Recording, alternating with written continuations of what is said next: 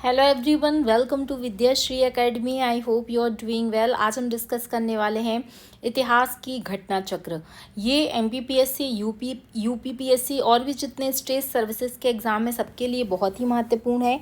और इसमें हम विगत 20 वर्षों के जो क्वेश्चन पेपर अलग अलग परीक्षाओं में हुए हैं उसमें क्या क्वेश्चन चैप्टर वाइज पूछे गए हैं आप देख सकते हैं कि 1990 से लेकर 2022 तक के प्रश्न पत्र में जो क्वेश्चन भी शामिल हुए हैं उनको हम पढ़ने वाले हैं।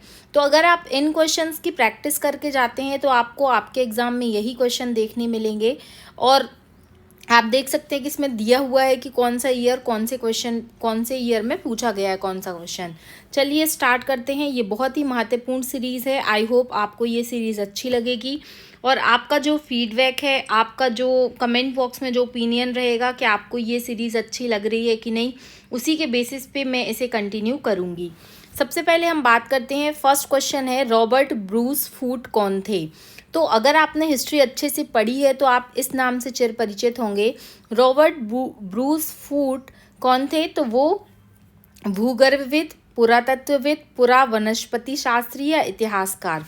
तो यहाँ पर जो ऑप्शन ए और बी, पुरातत्वविद भी थे और भूगर्भ वैज्ञानिक भी थे।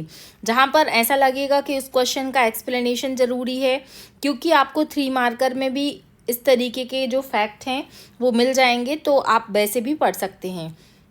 तो याद रखिएगा कि जो रॉबर्ट ब्रूस फूट थे वो पुरातत्वविद और भूवैज्ञानिक दोनों ही थे।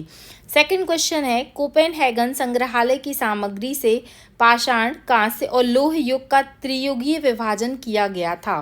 किसने ये जो पाषाण युग है, कांस्य युग है, लौह युग है, इनका डिवीज़न किया था? ऑप्शन है थॉमसन, लुबाक, टेलर या चाइल्ड। तो आंसर यहाँ पर सही होगा थॉमसन। जो थॉमसन नामक पुरातत्वविद थे उन्होंने क्या किया था? पाषाण युग, कांस्य युग और लौह युग में डिवाइड किया था। थर्ड क्वेश्चन है, उत्खनित प्रमाणों के अनुसार पशुपालन का प्रारंभ युग कौन सा है? निचले पूर्व पाषाण काल से, मध्य पूर्व पाषाण काल से, ऊपरी पाषाण काल से या मध्य पाषाण काल से? तो याद रखिएगा, उत्खनित प्रमाणों के अनुसार पशुपालन का प्रारंभ मध्य पाषाण काल से हुआ है। आपको पढ़ते पढ़ते ना सिर्फ सुनना है बल्कि याद भी करना है। मध्य पाषाण काल के अंतिम चरण में पशुपालन के साक्ष्य प्राप्त होने लगे। और जो हमें कहाँ से मिलते हैं, ये क्वेश्चन एमपीपीएससी में पूछा गया है कि पशुपालन के साक्ष्य भारत में कहाँ से मिलते हैं? आदमगढ़, जो होशंगाबाद मध्य प्रदेश में आता है। और अगर हम राजस्थान की बात करते हैं तो बागोर, जो भीलवाड़ा राजस्थान में आता है। नेक्स्ट क्वेश्चन है, मध्य पाषाणिक प्रसंग में पशुपालन के प्रमाण जहां मिले वह स्थान कौन सा था? तो अभी हमने इसको डिस्कस किया कि आदमगढ़। किस काल से हमें पशुपालन के साक्ष्य मिले हैं? तो ये हमें याद रखना है, मध्य पाषाण काल से। और किस स्थान से? तो मध्य प्रदेश की अगर हम बात करते हैं तो आदमगढ़ से।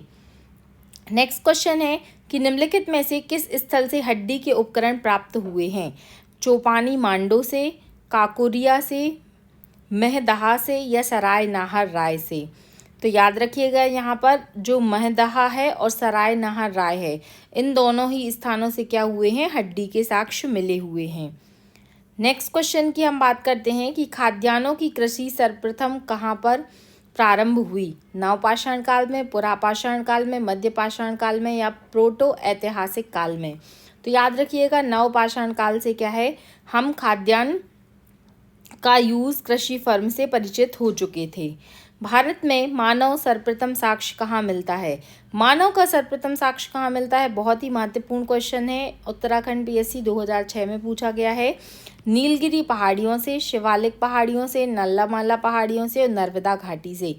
तो ये हम जब एमपी की हिस्ट्री पढ़ते हैं या एमपी जीके पढ़ते हैं वहाँ से भी क्वेश्चन पूछा जाता है कि सबसे पहले अगर हम मानव के साक्ष्य की बात करते हैं कि मानव का अस्तित्व है, ये साक्ष्य हमें नर्मदा घाटी से मिला है।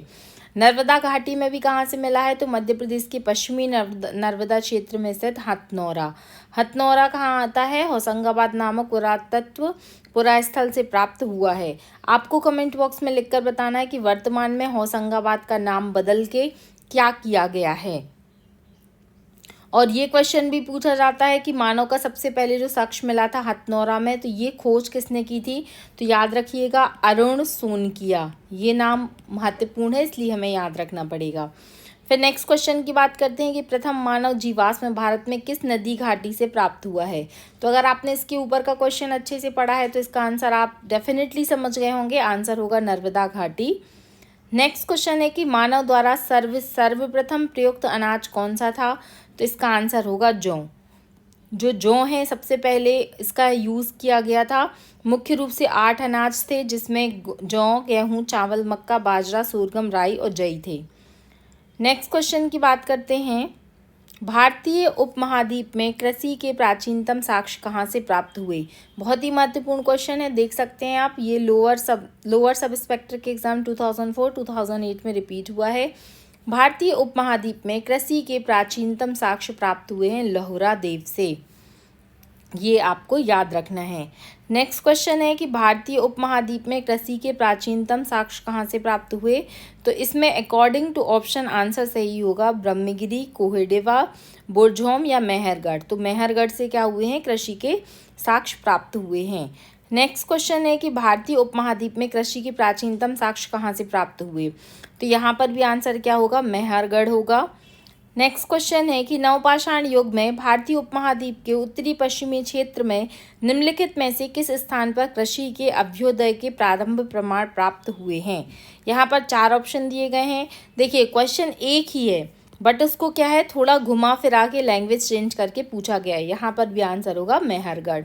तो अब आपके दिमाग में ये याद हो चुका होगा कि कृषि के साक्ष्य में कहाँ से मिले हैं, मेहरगढ़ से प्राप्त हुए हैं। फिर भारत में पशुपालन एवं कृषि के प्राचीनतम साक्ष्य कहाँ से प्राप्त हुए हैं। आप देख सकते हैं चौथी बार लैंग्वेज चेंज करके क्वेश्चन का पूछने का तरीका बदला गया है बट आंसर सेम है। नेक्स्ट क्वेश्चन है कि उस स्थल का नाम बताइए जहाँ प्राचीनतम स्थायी जीवन के प्रमाण मिले हैं। अब देखिए जहाँ पर कृषि होगी, कृषि का सतत तरीके से विकास किया जाएगा, वहाँ पर सरवाइव करने की पॉसिबिलिटीज़ ज़्यादा बढ़ जाएंगी। इसका मतलब क्या है कि वो आंसर क्या होना चाहिए, यहाँ पर मेहरगढ़ होना चाहिए। निम्नलिखित में से किन स्थानों पर मध्य पाषाण काल में पशुपालन के प्रमाण मिलते हैं। आंसर होगा बागौर। अभी हमने याद किया था बागौर कहाँ पर आता है, तो बागौर आता है राजस्थान में। नेक्स्ट क्वेश्चन है कि निम्नलिखित में से किसको चालिकोलिथिक युग भी कहा जाता है। तो जो ताम्रपाषाण युग है उसे क्या कहा जाता है, उसे चालिकोलिथिक युग भी कहा जाता है या इसे कैल्कोलिथिक युग भी कहते हैं। नेक्स्ट क्वेश्चन दिया गया है, ये स्टेटमेंट वाला क्वेश्चन है, आप इसको देख लीजिएगा कि आहड़ सभ्यता के बारे में कथन बताना है कि आहड़वासी तांबा गलाना जानते थे, ये लोग चावल से परिचित नहीं थे। धातु का काम आहड़वासियों की अर्थव्यवस्था का एक साधन था और ये काले रंग के मृत भांड यहाँ पर मिले हैं। तो यहाँ पर ऑप्शन 1 सही है, 3 सही है और 4 सही है।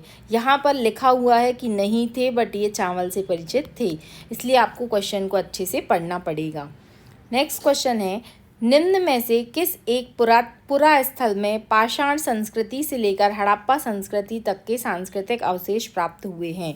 तो यहाँ पर आपको बस थोड़ा सा ध्यान रखना है कि यहाँ पर सांस्कृतिक अवशेषों की बात हो रही है, तो यहाँ पर भी आंसर होगा मेहरगढ़। बलूचिस्तान पाकिस्तान में स्थित है। मेहरगढ़ से पाषाण संस्कृति से लेकर हड़प्पा संस्कृति तक के सांस्कृतिक अवशेष प्राप्त हुए हैं। और अभी हम क्या पढ़ते आ रहे थे कि मेहरगढ़ से कृषि के अवशेष भी प्राप्त हुए हैं। नेक्स्ट क्वेश्चन है कि नवदा टोली का उत्खनन किसने किया। ये क्वेश्चन एमपीपीएससी के लिए भी काफ़ी महत्वपूर्ण है। इसका आंसर होगा HD सांकलिया। HD सांकलिया।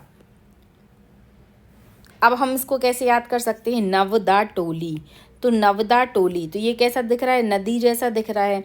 और नदी में जब एक पूरी की पूरी टोली जाएगी तो वो क्या करेगी, अगर उसके पास HD वाला कैमरा होगा तो वो उसको क्या करेगी, सांकल में, जिसे हम क्या बोलते हैं, रस्सी या चैन, उसमें क्या कर देगी, बांध देगी। इस तरीके से हम रिलेट करके याद करेंगे क्योंकि अभी हमें बहुत सारे इन्वेंशन पढ़ने पड़ेंगे कि इसकी खोज किसने की, तो हम थोड़ा इसको रिलेट करके याद कर लेंगे।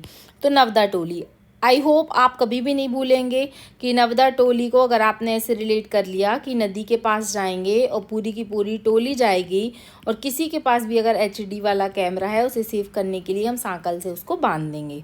ठीक है, फिर नवदा टोली ये कहाँ आता है, मध्य प्रदेश में आता है। खोज किसने की, तो HD सांकलिया द्वारा इसकी खोज की गई थी। अब हम बात करते हैं नेक्स्ट क्वेश्चन की नवदा टोली किस राज्य में स्थित है। तो ये मध्य प्रदेश में स्थित है। बृहत पाषाण स्मारकों की पहचान की गई। सन्यासी गुफाओं के रूप में, मृतक को दफनाने के रूप में, मंदिर के रूप में, या नन ऑफ दीज। यहाँ पर आंसर होगा कि जो बृहत पाषाण है वो मृतक को दफनाने के लिए यूज़ किया जाता था। राख का टीला निम्नलिखित में से किस नवपाषाणिक स्थल से संबंधित है? यहाँ पर राइट आंसर होगा संगनकल्लू। संगनकल्लू ये कहाँ आता है? तो नाम से समझ में आ रहा होगा कि ये साउथ साइड का प्लेस होगा। तो कर्नाटका के मैसूर के पास बेल्लारी जनपद में एक संगनकल्लू नामक नवपाषाण कालीन पुरातात्विक स्थल है।